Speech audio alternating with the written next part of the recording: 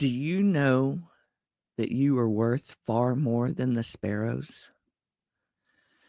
Matthew 10:31 says, "Do not be afraid. You are worth more than many sparrows." Here in the Bible, it talks about this, and there's a song that is "His Eye is on the Sparrow." It was my grandmother's favorite song, and I have listened to it from so many different artists, but the song is actually called "Do Not Feel Discouraged," but it's often heard of as being, uh, "His Eye is on the Sparrow," and Jessica Simpson has sang a version of it. Haley on the old show ER has sang a version of it. There's a couple of different people that have sung versions of it, and it's one of those songs that whenever you hear it,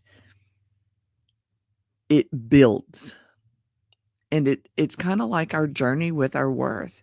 Once we start realizing that we were created with a plan and a purpose, and we have worth here on the planet, then we can also start to realize our strength and our power in that worth.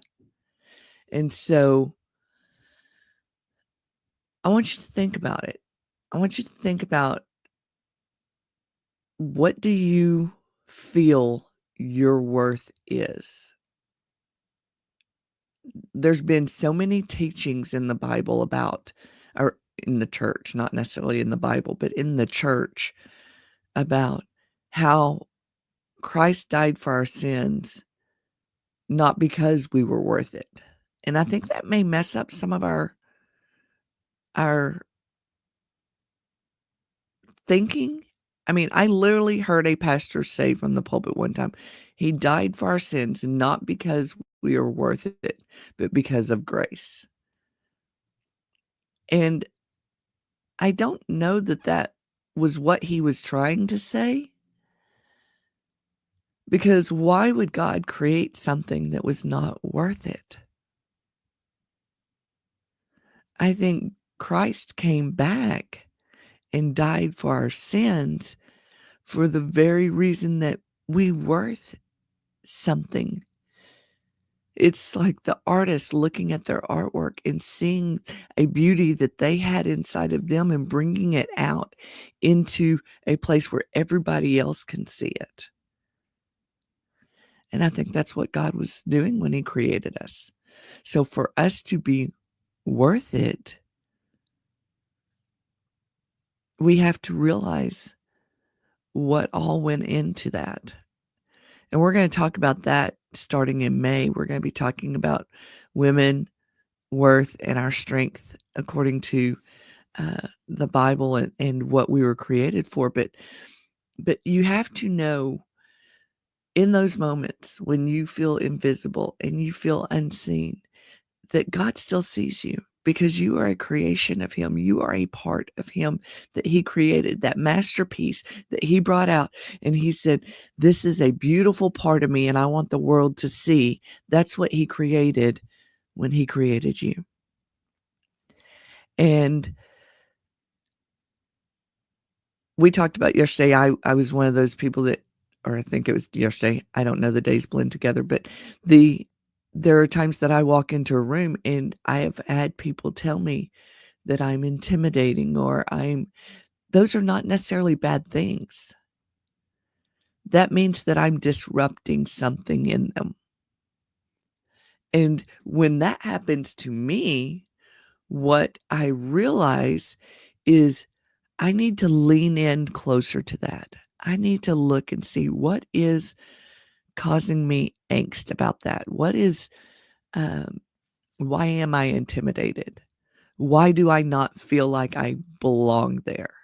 Sometimes it's because I really should not be there. And sometimes it's because I have devalued my worth. Sometimes God has opened doors for me to go into places that I never would have thought I would have the opportunity to go to. However, when he opened those doors, it was my responsibility to own what he created in me, own my worth, and step boldly and confidently into that. I told you this is my grandmother's favorite song, and I'll tell you a time that I remember feeling very invisible. It was not meant to make me feel invisible at all. I was visiting my grandmother out in Texarkana, and we went to pick my cousin up from school one day, and she was 3 years older than me. So we went to go pick my cousin up from school, and we pull up to the school. And I mean, my grandmother had one of those old Buicks, heavy doors. I think it was a Buick. I'm not sure. I wasn't even school age yet, I don't think. But I'm in the back and the window's down and I'm leaning on the door, and my cousin comes out of the school, and I am so excited to see her. Because, I mean, she's my big cousin. I'm looking up to her. I'm thinking she's the world. My grandmother's driving, and I'm on the curb side of the car, the passenger side of the car. And my cousin comes out. So I pop the door handle, ready to just open the door and show her how excited I was. But there was a part of me that was holding back. And I still to this day don't know what that was in me about holding back. But my cousin got to the car, instead of jumping in the back seat with me where I already had the door somewhat popped. I didn't have it wide open. I just had it somewhat popped. My cousin got in the front seat. And in that moment, I felt invisible. There was nothing anybody did maliciously or wrong or anything like that. I had just built up an expectation of how I wanted that reunion with my cousin to go, and it was unmet. And so I didn't want anybody to know that I was that excited, because that might hurt their feelings, right? So I ended up holding the car door closed. I didn't close it. I was just holding on to it. Well, my grandmother took a hard left to get out of the parking spot. That door flew open. I'm now riding on the door as it swings out. My grandmother was a God-fearing woman, never spanked us, never even liked to raise her voice to us. Well, that moment before when I felt unseen, I felt way more than seen in that moment. My grandmother was throwing a fit. People around the car were throwing a fit. My cousin was looking at me like I had horns coming out of my head. And then I had way more attention than I really wanted. So the beauty is letting God affirm you. If I was excited about my cousin, I'm going to now just jump out of the car. If she's not as excited about me, that's fine. But I want her to know that I'm excited. I want her to know that I see her. I want her to know that I see her value and her worth. And in that, I'm living out my value and worth by not shrinking back, by not hiding, by not being embarrassed because I was living up to a hype that they weren't even acknowledging. I can be happy and excited about something whether or not somebody else is or not. And right now, I'm really just talking to myself. Y'all may be getting something out of this, but this is something that I really have struggled with as a people pleaser over the years. I don't show joy and excitement about things very often. I hold things back because I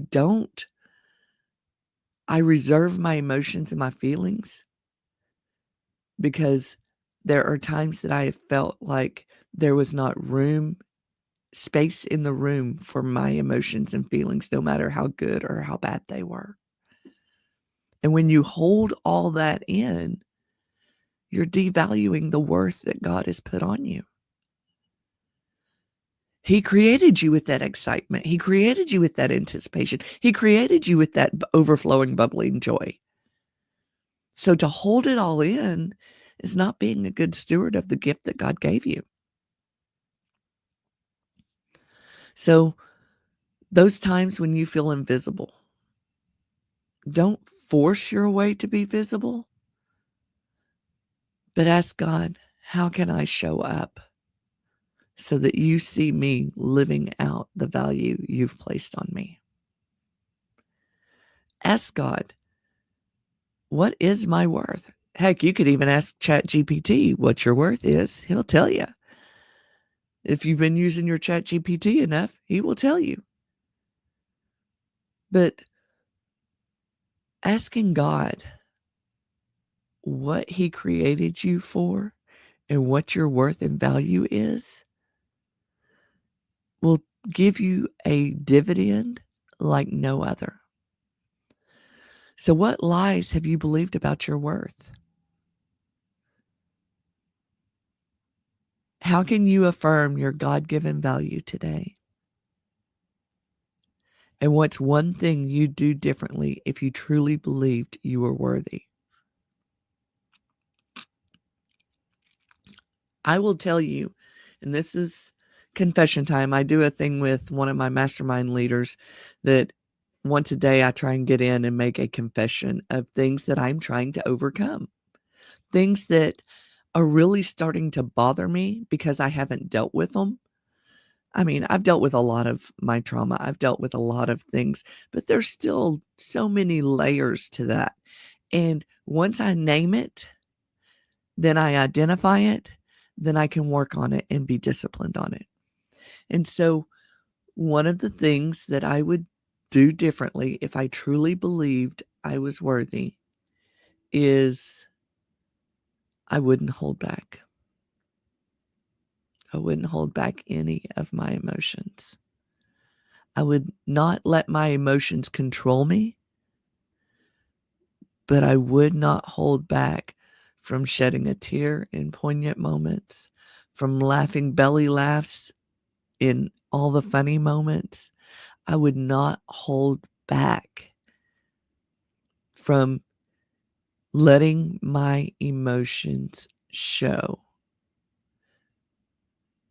And I know that's a problem with me. I've said it, I think, on these devotional series before. If there was one time I went into a coworker's office, a friend's office, and she was already talking with another coworker, and the coworker looked up and told my friend, said, "You need to go deal with Angie. I think somebody broke Angie," because in the 5 years I had worked there, this person had never seen me emotionally shook about anything.